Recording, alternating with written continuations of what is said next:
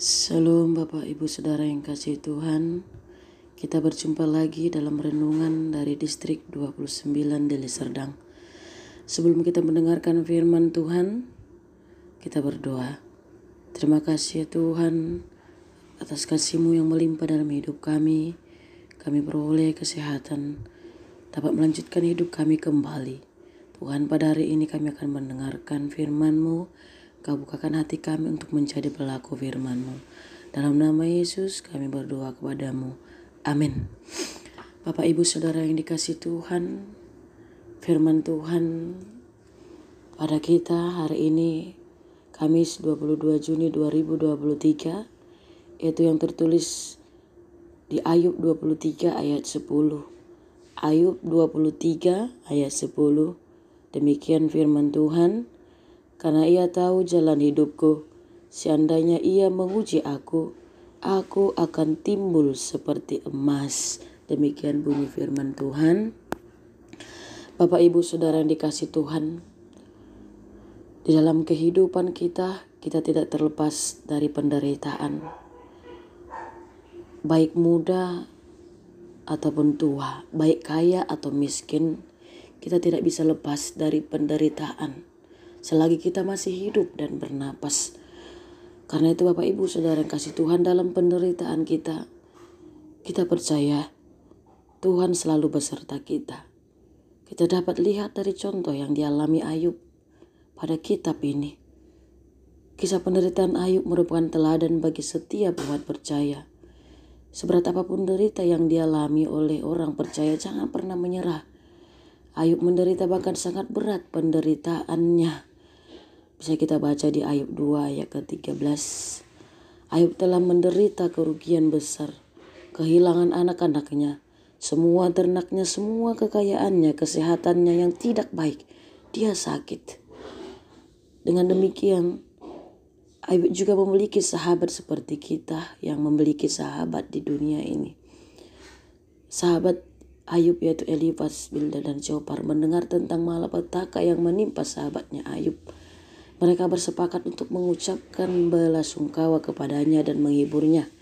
Ternyata sahabatnya bukan menghibur dia, malah meninggalkan dia. Seperti itulah kehidupan Bapak Ibu Saudara yang kasih Tuhan. Begitu banyak sahabat yang kita punya. Terkadang sahabat tidak memberikan kita motivasi, tetapi Tuhan tidak pernah meninggalkan kita. Rasa kecewa Ayub akan sahabatnya tidak membuat Ayub semakin jatuh ke dalam penderitaan.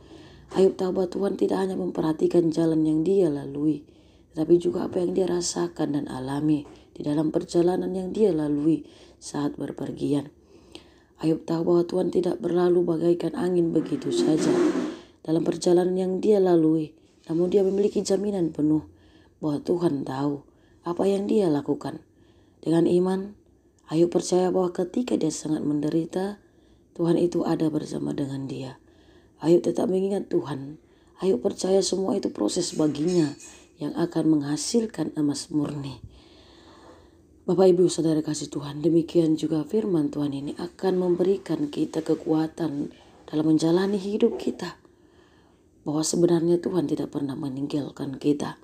Terkadang kita yang meninggalkan Tuhan dalam hidup kita ini, tidak mengingat Tuhan dalam hidup kita ini. Karena itu melalui firman Tuhan, mari kita dekatkan diri kepada Tuhan. Mari kita melihat dari sudut pandang Tuhan Yesus bahwa penderitaan kita itu adalah bukan seberapanya dibandingkan penderitaan Tuhan Yesus.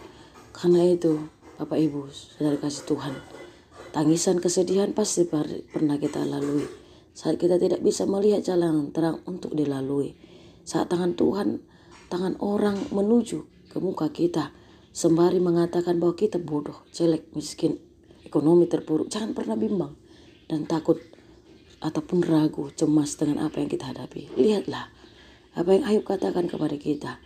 Dengan apa yang dihadapinya bukan mengutuki kondisinya, bukan menyalahkan Tuhan.